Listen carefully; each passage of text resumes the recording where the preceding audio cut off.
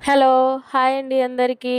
నేను దోసకాయ కర్రీ చేస్తున్నాను. దోసకాయలో కొన్ని వెరైటీస్ ఉంటాయి కదా! నేనైతే కీరా దోస వేస్తున్నాననమాట.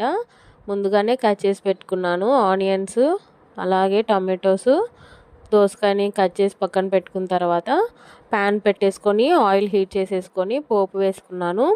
పోపు వేగిపోయిన తర్వాత ఆనియన్స్ యాడ్ చేసేసుకొని కొంచెం కరివేపాకు యాడ్ చేసుకొని మంచిగా కలుపుకున్న తర్వాత ఇలాగా టమాటోస్ యాడ్ చేసేసుకొని ఇందులోకి కొంచెం పసుపు అలాగే కొంచెం సాల్ట్ యాడ్ చేసేసుకున్న తర్వాత అంతా కలిసేలాగా కలుపుకోవాలి.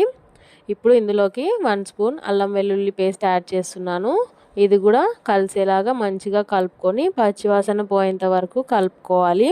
ఇప్పుడు ఇందులోకి మనము దోసకాయ ముక్కల్ని వేసుకోవాలన్నమాట. దోసకాయ ముక్కలనంతా కలిసేలాగా కలుపుకోవాలి. కలుపుకొని ఒక 2 మినిట్స్ మూత పెట్టేసుకొని మగ్గించుకోవాలి. కలుపుకుంటూ మధ్య మధ్యలో కలుపుకుంటూ మూత పెట్టేసుకొని మగ్గించుకున్న తర్వాత 2 స్పూన్స్ కారం యాడ్ చేశాను. కొంచెం పచ్చివాసన పోవాలి కదా కారము. అలాగా మూత పెట్టేసుకొని కలిపేసుకున్న తర్వాత ఇప్పుడు ఈ గ్లాస్తోని 1½ గ్లాస్ వాటర్ యాడ్ చేస్తున్నాను చూడండి. మొత్తం ఒకసారి కలుపుకొని లాస్ట్లో ధనియా పౌడర్ యాడ్ చేసేసుకొని అంతా కలుపుకొని కుక్కర్లో మూత పెట్టేసుకోవాలన్నమాట.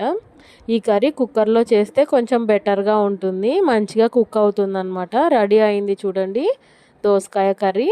లాస్ట్లో కొత్తిమీర యాడ్ చేసేసుకొని కలుపుకొని సర్వ్ చేసుకుంటే మంచిగా ఉంటుంది. అలాగే సబ్స్క్రైబ్.